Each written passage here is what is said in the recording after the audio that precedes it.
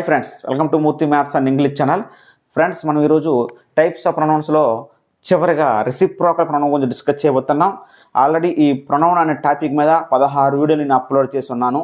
వాటన్నింటికి ఒక ప్లేలిస్ట్ కూడా నా ఛానల్లో క్రియేట్ చేయడం జరిగింది. ఆ ప్లేలిస్ట్ లింక్ నేను కింద డిస్క్రిప్షన్లో పెడతాను, తప్పనిసరిగా చూడండి. అయితే ఈ టైప్స్ ఆఫ్ ప్రొనౌన్స్ గురించి మనం ప్రతి ప్రొనౌన్ గురించి కూడా నెంబర్ ఆఫ్ ఎగ్జాంపుల్స్తో రూల్స్తో కూడా మీకు వీడియో అప్లోడ్ చేయడం జరిగింది. ఈ వీడియోలన్నీ కూడా డిఎస్సి టెట్ వారితో పాటు ఎస్ఎస్సి సిజిఎల్ అలాగే బ్యాంక్ ఎగ్జామ్స్, ఎస్ఐ, కానిస్టేబుల్ అన్ని ఎగ్జామ్స్ వారికి చాలా చాలా ఉపయోగకరము. ఓకేనా?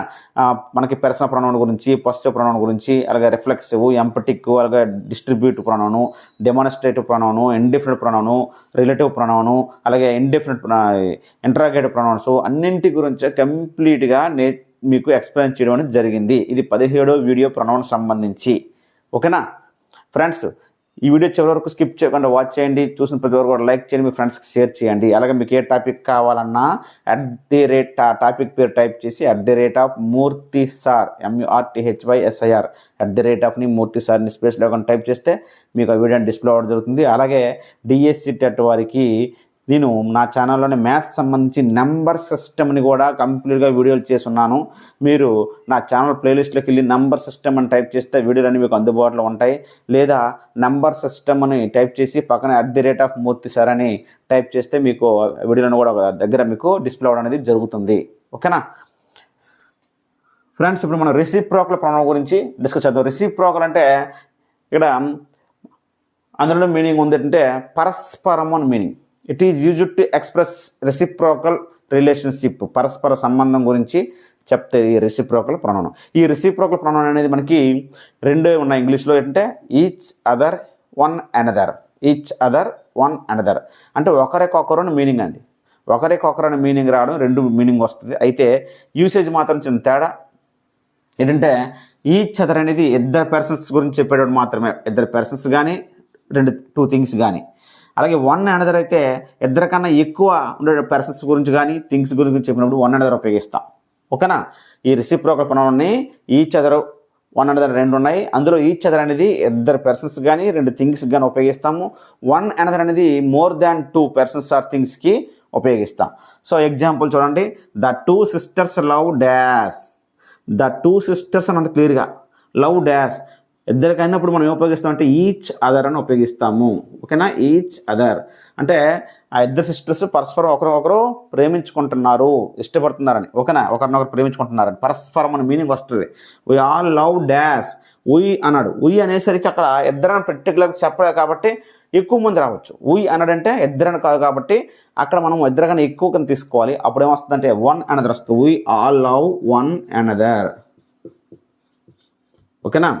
అంటే అందరము మనము ఒకరొకరు ప్రేమించుకోవాలి అని అర్థం. ఓకేనా? నెక్స్ట్ అండి, Giri and Mohan meet dash for a tea every morning. Giri and Mohan అన్నాడు. గిరి అండ్ మోహన్ రోజు ఈవినింగ్ సాయంత్రం టీ కోసం పరస్పరం కలుస్తారని అర్థం. సో ఈ విధంగా వచ్చినప్పుడు ఇక్కడ ఏమొస్తుంది? ఈచ్ అదర్, వన్ అనదర్ అంటే ఈచ్ అదర్ అని వస్తుంది. ఓకేనా? ఎందుకంటే ఇద్దరు కాబట్టి, గిరి అండ్ మోహన్ కాబట్టి. నెక్స్ట్ అండి, the girls lent dash their clothes. Girls అన్నాడే తప్ప పర్టికులర్గా నెంబర్ చెప్పినప్పుడు మనం అది మోర్ దాన్ టూ కింద కన్సిడర్ చేయాలి. అప్పుడు the girls lent one another అని తీసుకోవాలి. One another their clothes. Next అంటే ఇక్కడ ఈ విధంగా ఇద్దరు ఉంటే, ఇద్దరు పర్సన్స్ కానీ టూ థింగ్స్ గురించి కానీ చెప్పినప్పుడు ఈచ్ అదర్ ఉపయోగిస్తాం. మోర్ దాన్ టూ పర్సన్స్ ఆ థింగ్స్ కోసం వన్ అనదర్ ఉపయోగిస్తాం. అయితే ఈచ్ అదర్కి వన్ అనదర్కి యొక్క యూసేజ్ అంటే ఈచ్ అదర్ వన్ అనదర్ని ఆబ్జెక్ట్గా ఉపయోగిస్తాము. అంటే వెర్బ్ యొక్క ఆబ్జెక్ట్ ఆఫ్ ఏ వెర్బ్ తర్వాత వచ్చే ఆబ్జెక్ట్గా ఉపయోగిస్తాము. అలాగే ఆబ్జెక్ట్ ఆఫ్ ఏ ప్రిపోజిషన్ తర్వాత ఆబ్జెక్ట్ కింద కూడా ఈ రెండింటిని ఉపయోగిస్తాము. ఈచ్ అదర్ని, వన్ అనదర్ని. ఫస్ట్ అంటే ఆబ్జెక్ట్గా ఉపయోగిస్తాము, అంటే వెర్బ్ తర్వాత వచ్చే డైరెక్ట్ ఆబ్జెక్ట్ని. Next object of a preposition తర్వాత వచ్చే ఆబ్జెక్ట్ కింద కూడా ఈచ్ అదర్ని, వన్ అనదర్ని ఉపయోగిస్తాము. అది మొత్తం ఈచ్ అదర్, వన్ అనదర్ ఏంటి ప్రొనౌన్స్. ఏ టైప్ ఆఫ్ ప్రొనౌన్ అంటే రెసిప్రోకల్ ప్రొనౌన్. నెక్స్ట్ అయితే ఈ రెండింటిని కూడా సబ్జెక్ట్గా యూజ్ చేయము, ఉపయోగించకూడదు. సబ్జెక్ట్ ప్లేస్లో ఈచ్ అదర్, వన్ అనదర్ రాయకూడదు. అయితే ఆబ్జెక్ట్ ప్లేస్లోనే రాయాలి. వెర్బ్ యొక్క ఆబ్జెక్ట్గా కానీ ప్రిపోజిషన్ యొక్క ఆబ్జెక్ట్గా కానీ రాయాలి. ఓకేనా? You and he help dash. You and he help dash ఉంది అక్కడ. ఇక్కడ చూడండి, యూ అండ్ హీ ఇక్కడ ఇద్దరే కదా. సో మనకి ఆర్డర్ ఆఫ్ ప్రొనౌన్స్ చెప్పుకున్నాం 2, 3, 1 అని. 2, 3, 1 ప్రకారం సరిపోయింది లేదా? 2 తర్వాత 3 సరిపోయింది. అంటే second person third person. You and he help ఇద్దరే ఉన్నారు కాబట్టి మనం ఏంటి రాస్తాము, ఈచ్ అదర్ రాస్తాం. ఇప్పుడే చెప్పుకున్నాం ఈచ్ అదర్. అయితే ఇక్కడ చూడండి, ఇక్కడ హెల్ప్ అనేది వెర్బ్.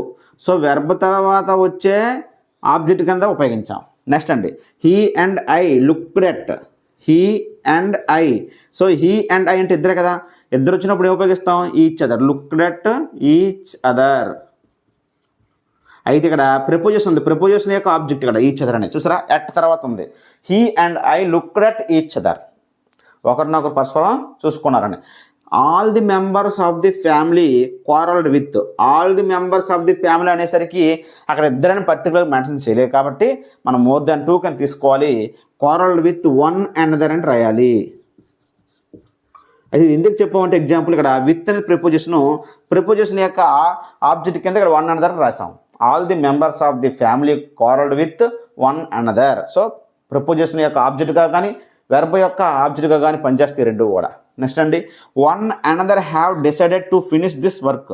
ఇక్కడ చూడండి స్టార్టింగ్లోనే ఉంది వన్ అనదర్, ఇది వెర్బ్, ఇదంతా వెర్బ్ హ్యావ్ డిసైడెడ్. ఇక్కడ చూడండి వన్ అనదర్ సబ్జెక్ట్ కింద ఇచ్చారు కాబట్టి ఇది వన్ అనదర్ సబ్జెక్ట్ కింద రాయకూడదు. One another have, each other have అని వాడకూడదు. అంటే సబ్జెక్ట్ ప్లేస్లో పెట్టి వాటిని రాయకూడదు.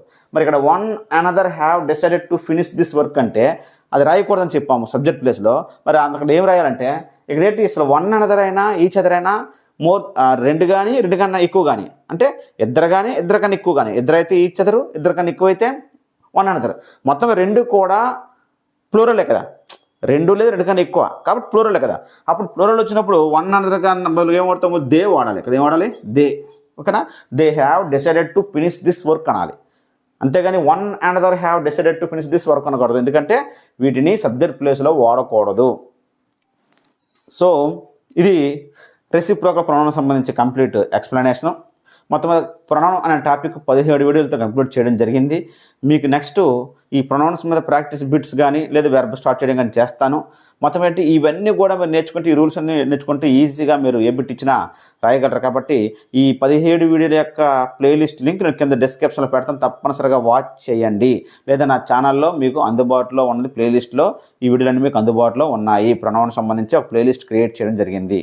కాబట్టి ప్రతి ఒక్కరు కూడా తప్పనిసరిగా ప్రతి రూల్ నేర్చుకోండి. అందరికి ఉపయోగపడే రూల్స్ అన్నీ కూడా అందులో చెప్పడం జరిగింది. చాలా చాలా ఇంపార్టెంట్ వీడియోస్ అన్ని మీకు చేయడం జరిగింది. ఓకేనా, అలాగే మీరు తప్పనిసరిగా ఈ వీడియోలన్నీ కూడా మీ ఫ్రెండ్స్కి షేర్ చేసి మన ఛానల్కి సబ్స్క్రైబర్స్ని ఇంకా పెంచుతారని ఆశిస్తున్నాను. అలాగే మ్యాథ్స్ సంబంధించిన వీడియోలు కూడా నా ఛానల్లో ఉన్నాయి. డిఎస్సి టెట్ ప్రిపేర్ అయ్యే వాళ్ళందరికీ కూడా మ్యాథ్స్ వీడియోలు కూడా అందులో అప్లోడ్ చేస్తున్నాను. అయితే ఇక నుంచి మ్యాథ్స్ కూడా అప్లోడ్ చేస్తాను. ఆల్రెడీ నెంబర్ సిస్టమ్ సంబంధించి నెంబర్ ఆఫ్ వీడియోస్ అన్ని మీకు అందుబాటులో ఉంచాను, అది చూడండి. నాన్ మ్యాథ్స్ వారు కూడా ఈజీగా అర్థమయ్యేలా అందులో వీడియోలన్నీ పెట్టడం జరిగింది. అకాడమిక్ టెక్స్ట్ బుక్ తీసుకునే ఇన్ఫర్మేషన్ అంతా కూడా. ఓకేనా.